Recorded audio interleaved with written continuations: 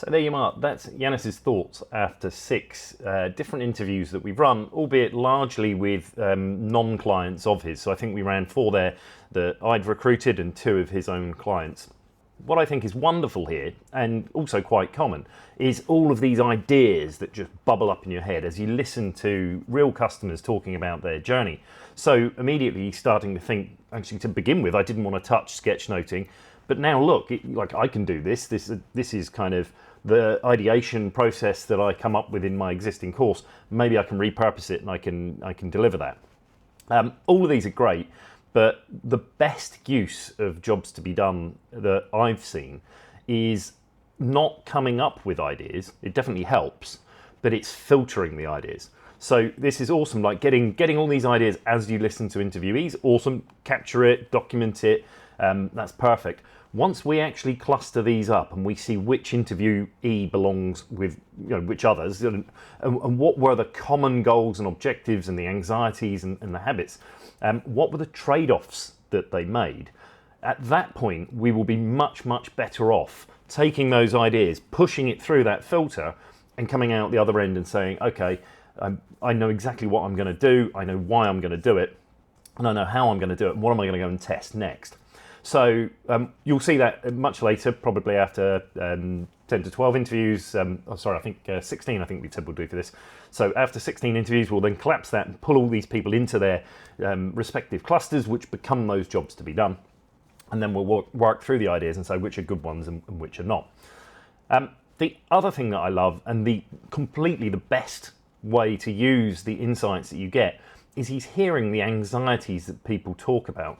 Will I have time? Can I do it in my own time? Whatever else there was. Am I a good enough artist? Is this for me?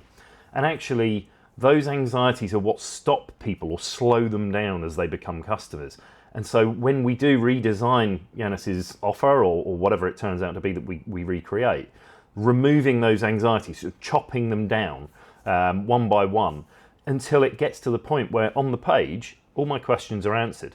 And so, I've found that super powerful. When I first did this with our business, I actually put my own WhatsApp for Business number on the page and I said, just get in touch. And the reason I did this is that I designed out quite a lot of the anxieties, but just getting immediate feedback from people. They'd message me and say, oh, hey, what's the difference between price A and price B? And over time, I started to say, well, if they don't understand, that's my problem. I've not written a good enough set of landing page copy, so it allowed me to go and iron out all of those anxieties, take that stuff away, so that it became much, much easier for new customers to onboard and to decide what the right product was for them. So I think it's awesome that Janis is looking at that, and he's already seeing ways that he can tweak and improve his landing page, because if you take away friction, more of the people who come to your landing page interested in your product are likely to buy. And also, if you give them the information that they need to make the right choice, they're much less likely to come back and say, oh, can I get a refund? Or I didn't think it was this, or I was expecting A, B, C, D, E. So there's great opportunity to do that. Hopefully you've enjoyed the first 6 interviews. We've got another 10, I believe, to come.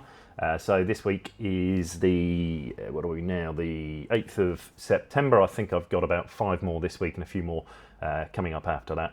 So as we begin to share the back end of these interviews, what I'd like you to listen out for is the common themes across the different stories. We've already seen Ben, I think, and Khalid had different people doing different things, but they had the same feeling of being overwhelmed. I think we've got Nikki, and we had, I believe, one of the people that begin with in the interviews. They I don't know if they're the same story, but they have similar themes. I'm going to want to do this with my family. I want to get these ideas out of my head and onto paper. So there was a lot of different commonality. As we now move into the back half of the interviews, you should start to see that forming up. As you listen to the next interviews, start thinking, which one of these is it most similar to and why? And which of the other interviews is it most dissimilar to and why? Because as we pull people into the little buckets or the clusters where they've both got common sets of motivations, that's how we know we're going to redesign the product, service, experience, onboarding, everything based around what these people uniquely need and demand from their service providers, so that we can put Janis way ahead of his peers and to serve those people perfectly. So hopefully that's helped. Cheers.